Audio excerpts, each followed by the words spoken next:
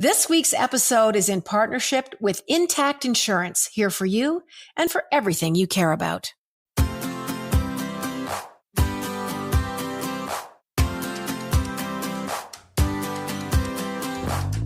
Well, hello, everybody. You're listening to the Jann Arden podcast, that old familiar music that tweaks your imagination and wants you to stop everything, get off the toilet, pull your car over, pull up a chair, and come and join me and, of course, my pal, Caitlin Green. Hi, Caitlin. Hi.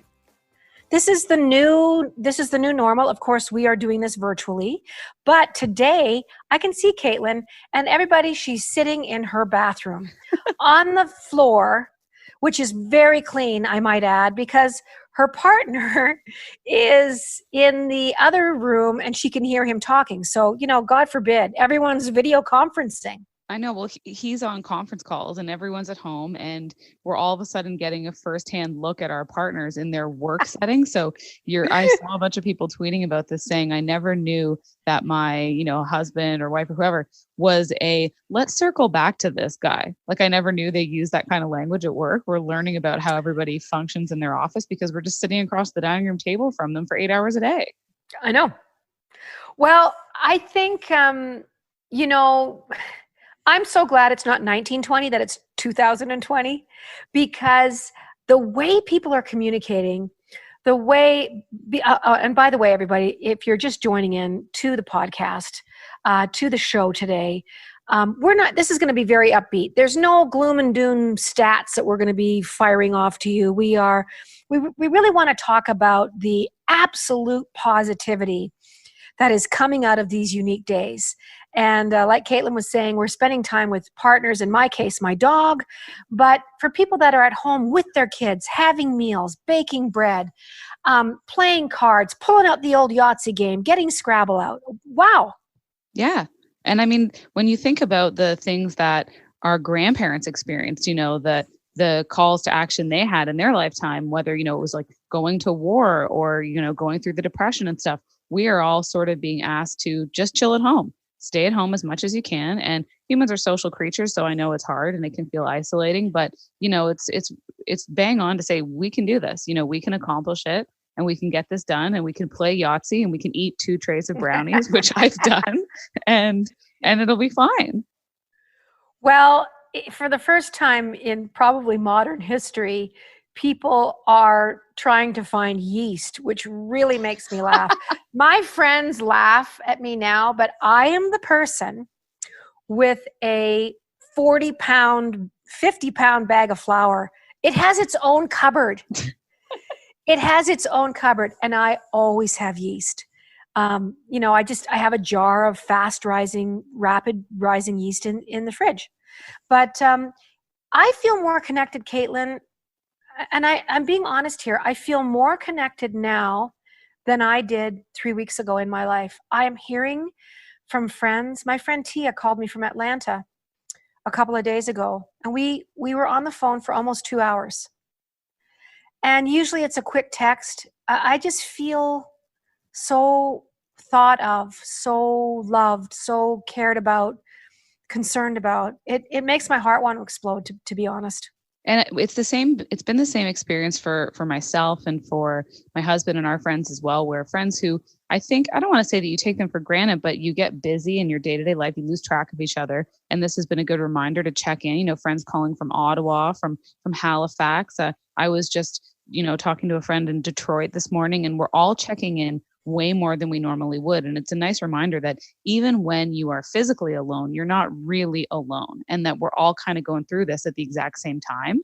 And it's interesting to catch up with everybody. And like you said, talk for 2 hours and not feel like you're rushed and you're being pulled away in a million different directions, because I think we're all a little bit quieter. We're a little more slowed down right now. And if we have to find a silver lining, that's a pretty good one. Well, just so well said. I mean, those are all such amazing points, that idea of having those lengthy phone calls that are usually relegated to very quick texts that are just like, hey, how's it going? Emojis, everywhere. We don't even speak English anymore. We're sending, every week they seem to add emojis that, expand on our emoji language. But like just I was saying about talking to my friend Tia, I cannot remember the last time that I had a 2-hour phone conversation. No, it's like bygone era when you think about these long phone calls. It's true. And I was almost like, until a couple weeks ago, I would be annoyed if somebody wanted to talk on the phone. I always felt, oh, just text me, eye roll, just text it to me. And now, not only are we, there was on Saturday, my husband and I, using Zoom or FaceTime, we were video chatting with friends and family for 4 hours. And we weren't annoyed at all. We were. You were listening. Yep. You were having a conversation. Mm-hmm. This has done, when this is all said and done on this round of global unity, we are going to be a better human race. We're going to be a better human race. The way people are being helpful, the way people are, stepping up into versions of themselves that are authentic, they're earnest, they're nurturing, they're caring. I saw some great photos. I'm seeing beautiful, positive things every day, honestly. I'm trying to myself concentrate on that positivity. I'm not doing statistics. I'm not watching, news reports in that regard. And I want to know what's going on, but I don't want to be inundated with statistics. I don't know how else to phrase this. Anyway, long story, really long. We have little library boxes in Calgary. My friends that live in town, there's little community libraries that you can go take your book out. Well, people are leaving food. Oh. They're leaving boxes of snack bars for kids. There's a lot of kids that, aren't going to school, and they're not getting, the meal and the couple snacks every day now. So my friend Julie is just like, people are leaving snacks, cookies and baking and things in these library boxes. Have you seen the caremongering groups? Fill me in on that. Okay, so there's the term scaremongering, of course. Yeah. And now there are all these groups that have popped up. It started on Facebook, I think, in a lot of places, called caremongering groups. And it's groups of people, usually in a physical community. So like a neighborhood here in Toronto, where there was a big one in Whitby. And we spoke with the woman who started this caremongering group in Whitby, Ontario. And they had a food drive on Monday of this week. And I think they managed to fill 20 pickup trucks with food, and the Salvation Army today is still trying to figure out a way to distribute all of it, because they just had such an overwhelming response from the community, people who want to be engaged and they want to find positive connections to make right now.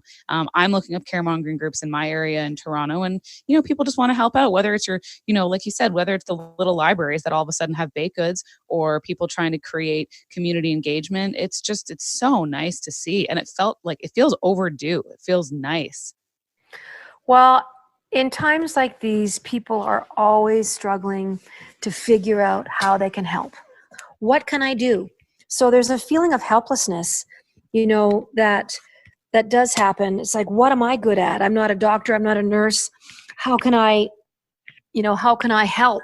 Sorry, I'm just throwing my dog up on the couch and I'm tethered to the computer.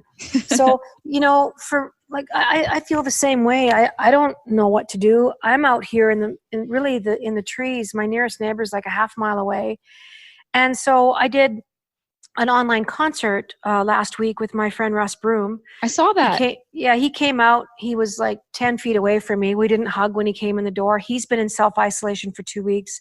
So we felt quite confident about being in the space together. We were very mindful. It was weird, but it was wonderful to just kind of be in a room with another person. But we did a concert, and it's been viewed like 1 million times. It blew our minds of just how special it was for people to see music. And of course, everyone's doing that now, and it's so inspiring. It is.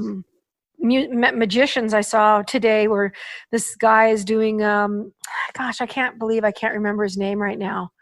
But he has a show in Vegas, and of course he's not doing that. So he's doing magic tricks. He's showing people the actual secrets to some of these magic tricks, like card tricks and stuff on a little table. Pulling back the curtain.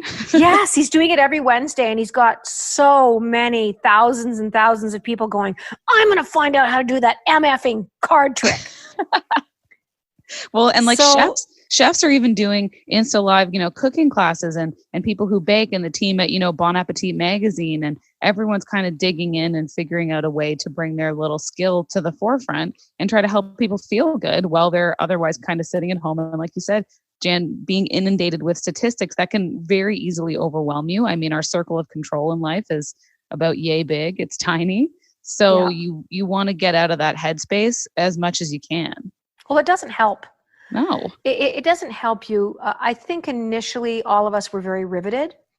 And as time is going on, I'm seeing people let go of that a little bit. They certainly want to be up to date on the big things, what our government is telling us, how, how the rules have changed or what the newest stuff is. But I think as far as sitting there on a news channel and just, it's not good for your mind. It is just not good for your mind. Just to switch gears here a little bit, how important has food become to you? It's because the globe have become foodies, and everyone has been forced to bake and cook. It's my whole day. It's my whole world right now. Tell me how it starts. Give me a typical day. We've got a couple minutes. So basically at first thing in the morning, figure out breakfast. And then that's usually just, granola, fruit, whatever.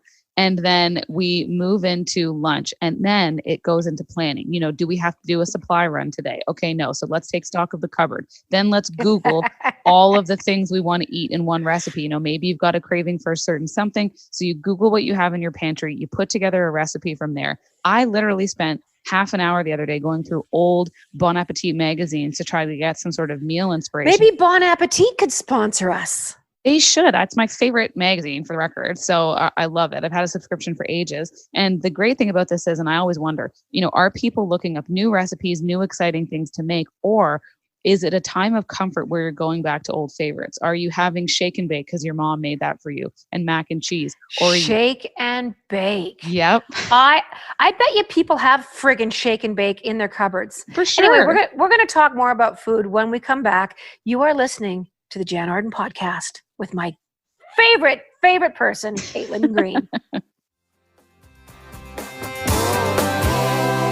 Hello, welcome back to the Jann Arden podcast. I'm here with Caitlin Green. Caitlin Green is talking to us from the bathroom floor of her condominium.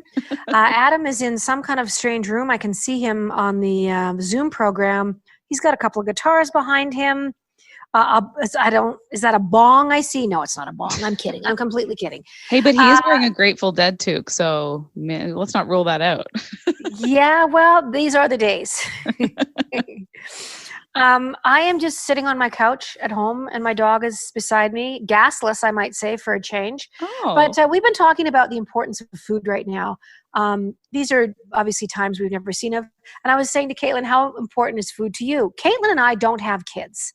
So Caitlin and her husband they're eating for two, which is really manageable, because even when you're alone, you have to cook for two. You can't cook for one. Yep. You make extra.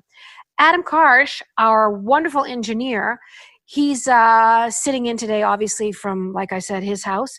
He has kids. So Adam, I'm going to have you jump in and talk to me about feeding a family of four, and what does that look like? What's a day like for you? We are going through milk and cereal at an alarming rate. It's like you when you were a teenager. It's unbelievable, because there's four of us home. My wife is working from home as well. And there's four of us, and that's 3 meals a day times 4 people. And snacks. Oh my God, snacks. Goldfish. There's not enough goldfish.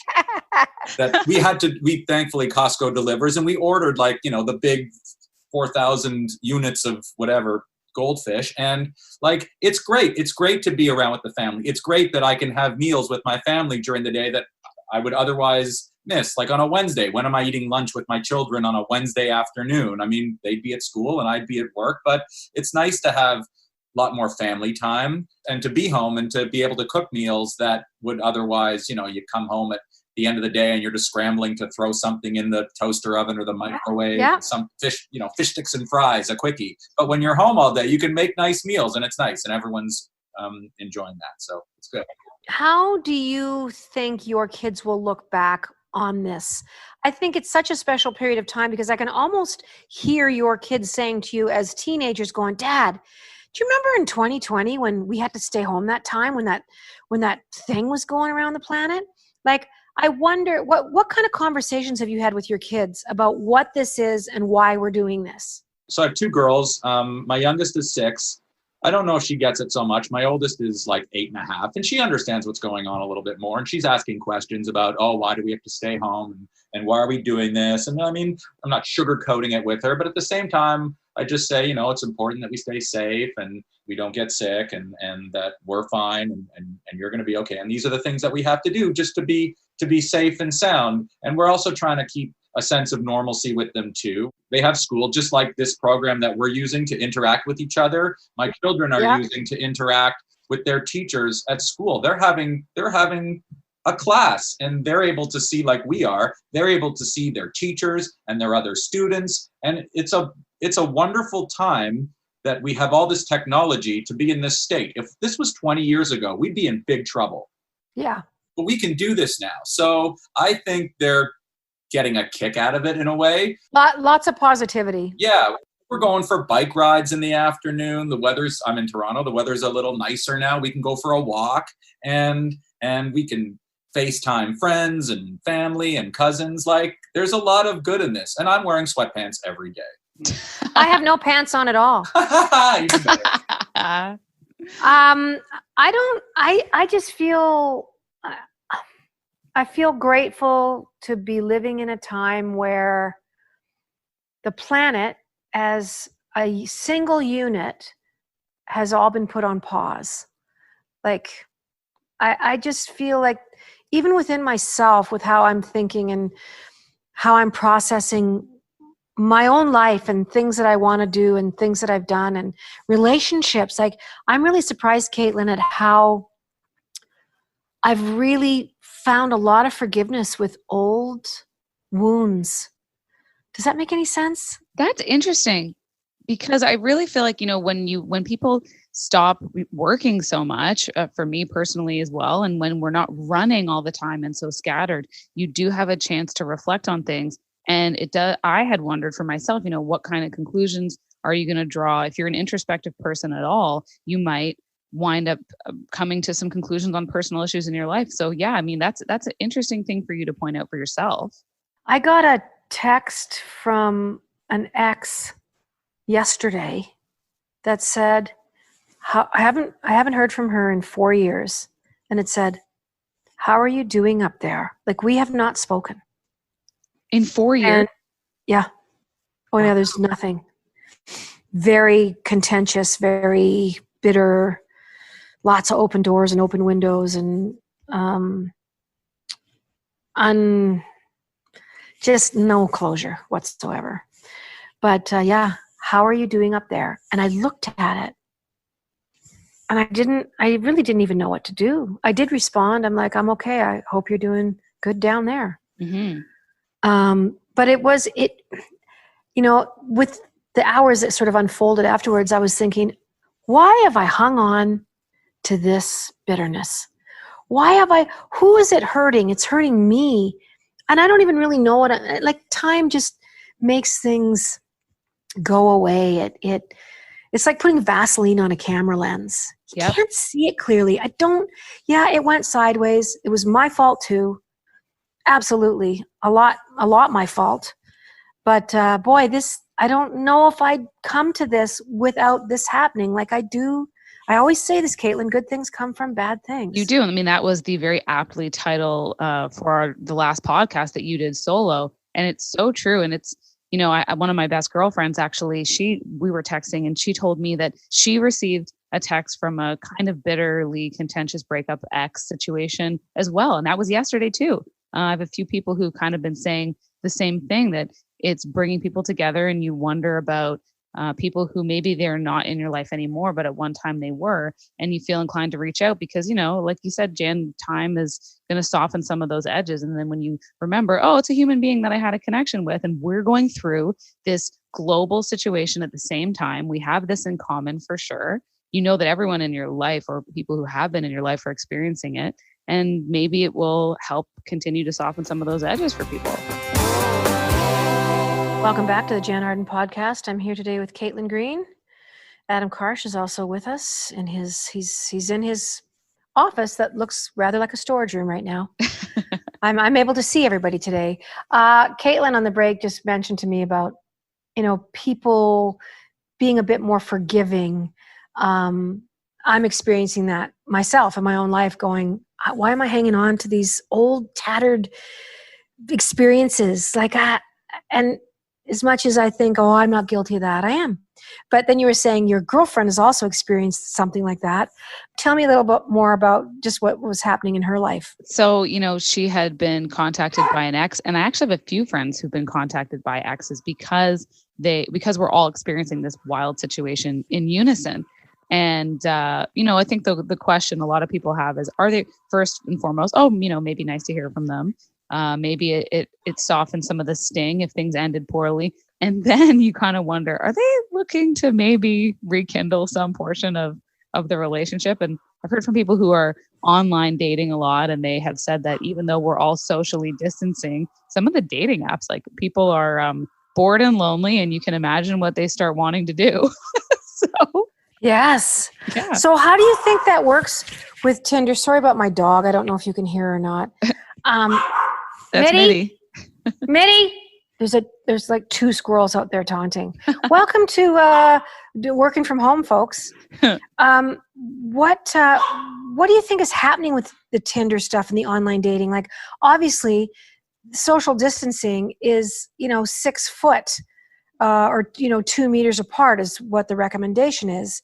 How do you feel like people are still doing Tinder right now? Oh, I hope not. I think it would overall be kind of irresponsible. I mean, unless you are meeting to go for a walk and are people wandering around with their thermometers? Yeah, like are you exactly, are you checking each other for symptoms before you get together? Do you even know what they are? Other than that, can you bend over and cough, please? Yeah, exactly. Do you have anything? So I don't know. I think it's going to be either one person's walking on the sidewalk and one person's walking on the road, which is kind of an awkward way to have a first meeting anyways. But I did see there were a few stories that went viral on social media in their videos. And one of them was a guy who had a drone, and he noticed that there was a neighbor in a neighboring building in New York who was going who was going to the roof every day, and she was up on the roof doing like jumping jacks or a workout routine, or she was just getting some fresh air and kind of. But she was in her clothes. She was in her clothes. He wasn't spying, and she was on the roof of the building, so he wasn't spying on her through her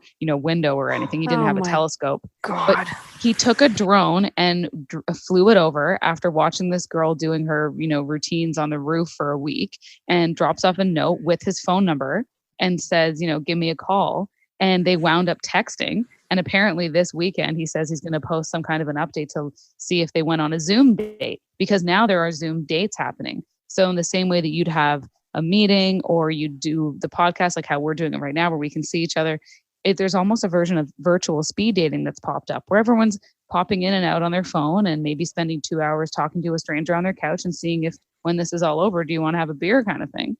It's like Love is Blind, the home edition. Exactly. It's exactly like that horrible show that I somehow watched every episode of. How can you not watch that? So for anyone who doesn't know, who's been living in isolation for the last 3 weeks, Love is Blind is people speed dating basically through a wall. They're talking to each other. They can't see each other. No. So they're just having these conversations that some of them go on, for 3 hours, and some of them last 30 seconds, depending on how it's going. So, yeah, I understand.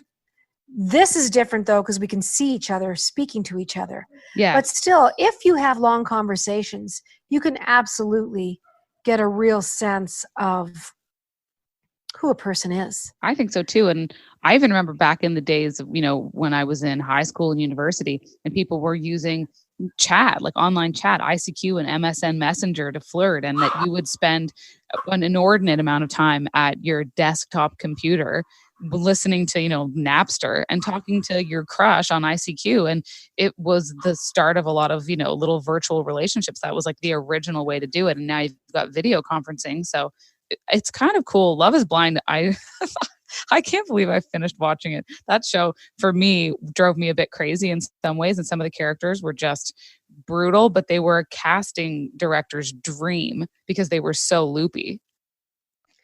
Well, all of them have like social media followings of like 1 million plus now. Yeah. They absolutely, when the show came out, I don't think if any of those, the cast members, and I'll call them cast members because they were cast, Yeah. knew what was coming up. And I mean, I don't question the validity of some of the relationships that came out of them. And one couple actually did get married. Yeah. And, a legal binding marriage after a very short period of time. But I think there is a lot of, like we were talking about earlier, about connecting and about making these connections. And I bet you there is a lot of hooking up going on, whether it's even people that you've known for a long time that you're talking to on a much deeper, more intimate level. Yeah. And I think this situation is bringing that out in all of us. I've never had so many I love yous in my life. I know. People all really do want to know how you're doing. And I think about the change even in how we've signed off from people. I mean, we went from saying, have a great day or thanks for reaching out or whatever. All of the sign-offs that you get via email or text or phone call, stay healthy, be well. I hope your family's okay. Like much more intimate and much more personal. But it's very earnest concern. Yeah. That's what I mean about, maybe today's theme is connection and all these ways that we're connecting in unprecedented ways. But I really do feel this softness and this earnestness and this sincerity coming out of simple conversations. And I have to tell you, it's from people I don't know that well. Yeah. I got an I love you from a guy that does handiwork around my house. Oh, I mean, he married and I was going to ask. And this was on texting. Yeah. And he went love ya. So a ya is always the softer, kinder version of you, properly spelled. But I still felt like not in a billion years would I get love ya from the guy that does work around the house. No, not normally. I mean, everyone seems legitimately more concerned about other people. It feels as though if we all had an empathy dial on humanity, it just got ratcheted way the heck up.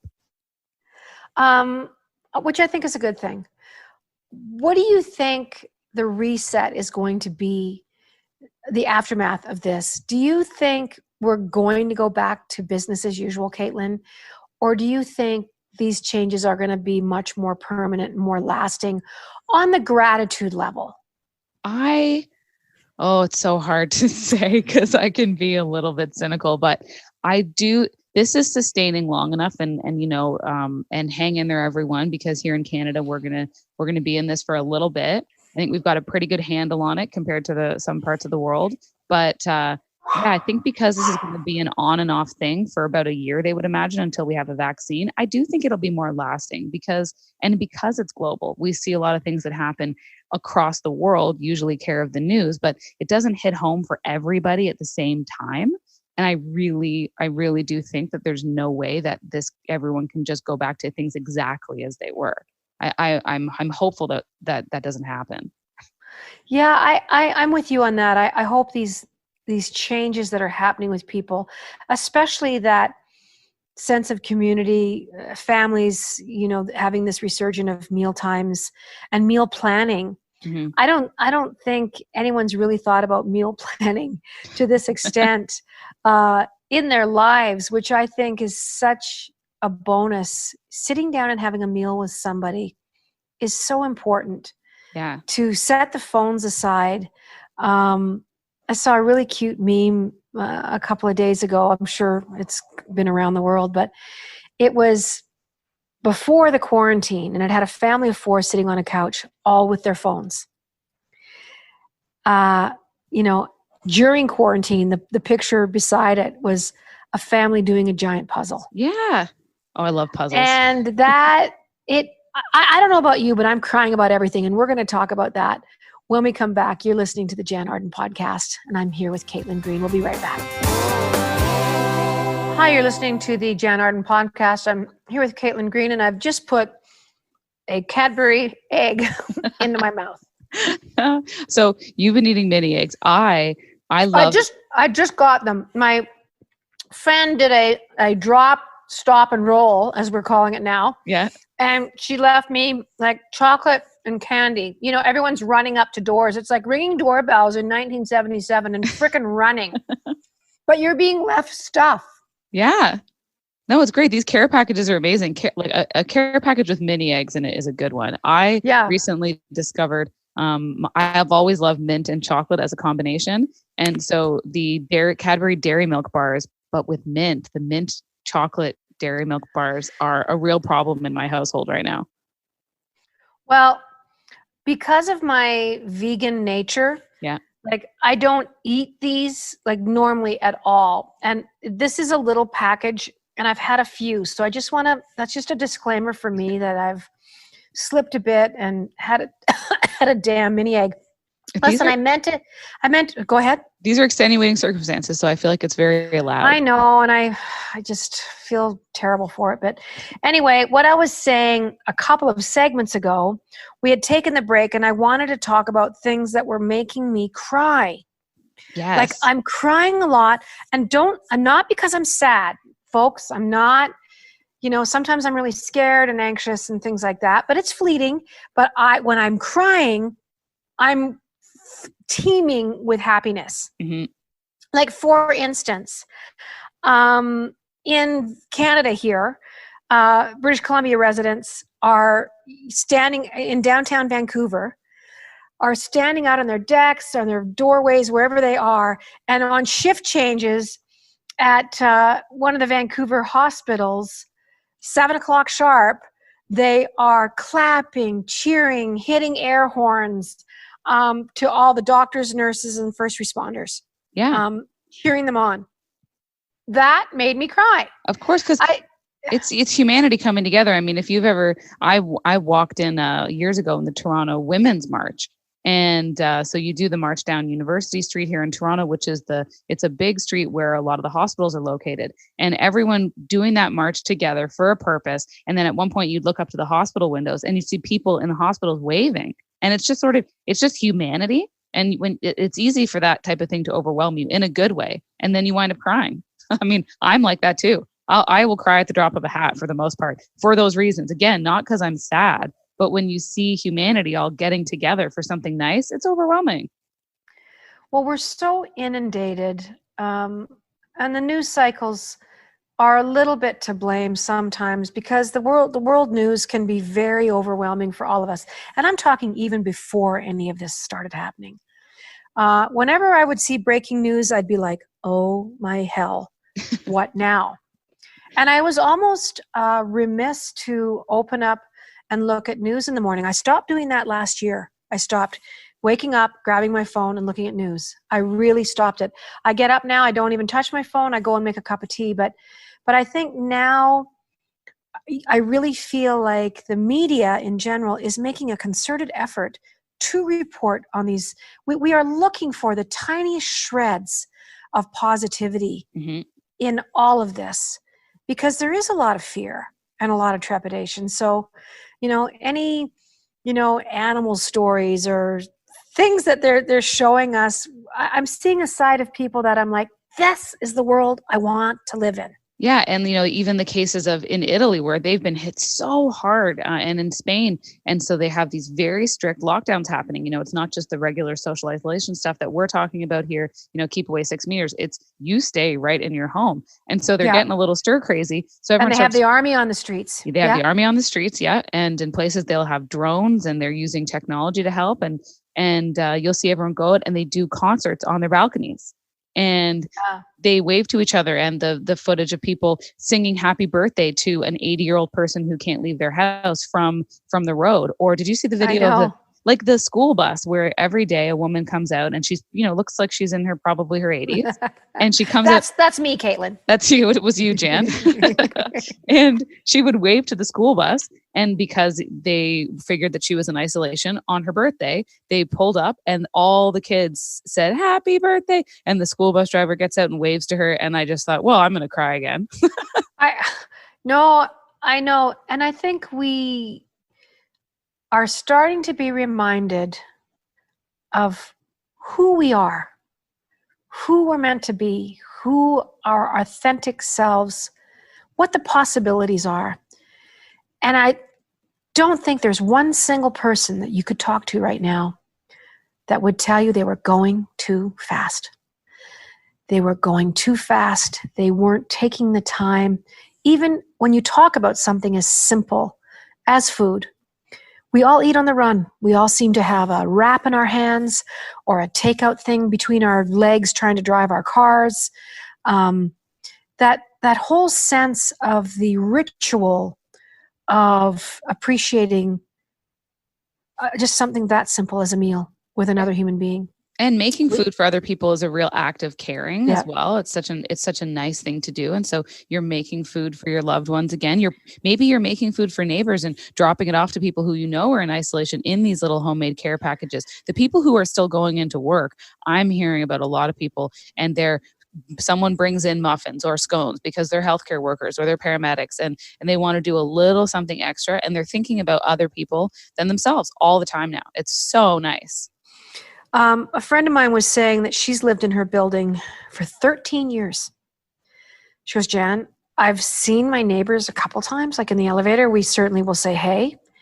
She said, I cannot believe how nice these people are.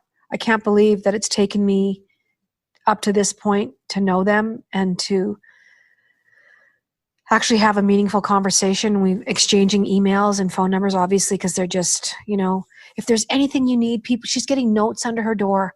She goes, I'm blank, blank, blank in 107. We've got extra this and that. And she said that makes her bawl her head off. Yeah. Because it's these little Post-its that are coming under the door. And she said, I don't know, why does it always take something like this for us to rise into ourselves? And I think that's a question we have to ask ourselves. Anyway, just before we wrap things up today, it's been so great to talk to you and Adam. I feel I take a great deal of comfort in this. But I shameless will promote a Facebook concert that's happening today at 3 p.m. Mountain Time. I'm doing a Facebook Live on my Jann Arden official with my colleague Russ Broom playing guitar.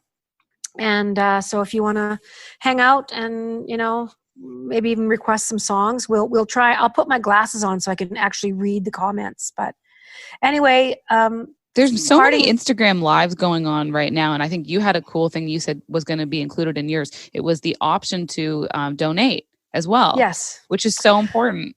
Yeah, we're gonna figure out the old donate button that I have on my Facebook. But Russell and I are also working feverishly on, he's going to bring recording equipment. We're going to record the session and we're going to have it available. My office, of course, is still sorting out the logistics of it. And hopefully, if it's a 40-minute concert, if people can donate 99 cents or whatever, we will certainly work that out so that you can have a copy of the audio files. We're going to actually take some time to record them properly. So yeah, we would love to raise some money for local food banks or food banks right across the country. Certainly it's not indigenous to Calgary. Food banks right across the country are very sensitive to food right now. So this Saturday, 3 p.m. On Facebook Live, Jann Arden Official. That's all you have to type in. And just as parting words, I want to just tell everyone it's going to be okay. Stay in. I know you hear it all day. Stay home. Support each other. Caitlin, Adam. I'd be remiss if I didn't say love you guys. Love you. We all have to say love you to each other. The YA. Yeah, like you said, there is a difference. The YOU, the YA. But is it love with an LUV? That's it too, right? Oh, That's what you did in junior high, the LUV. But love ya, Adam. Love ya. I love you guys a lot. I'm really happy to be working with both of you in this really special way, considering the times. This is really wonderful that we can do this. It is. It's amazing. It's meaningful. I work on a morning show here in Toronto, and we've had no shortage of listeners tell us how great it is and how comforting it is to be able to hear their usual favorite things in the morning and to hear people's voices and hear laughter. But I got to say, it's a two-way street. It is a real pleasure to be able to talk to people, talk to you both, but also to connect to anyone who's listening and say, hey, you might feel a little lonely sometimes, but we're not alone. And never in the history of the world has the words "we are all on the same boat" ever meant so much. Yep. Because for once, it defies your financial status, and we've seen this with government leaders. We've seen our own prime minister's wife with the coronavirus. People like Prince Charles with the coronavirus. This is not choosing any kind of side. So there really is an equality that we are in the same boat. So having said that, you've been listening to the Jann Arden podcast. I've been with Caitlin Green and Adam Karsh. We will talk to you next Saturday. Join in, keep the faith. Time is going by. Be patient. I love this saying, don't just do something, sit there. Okay? Bye for now. Toodly-doo.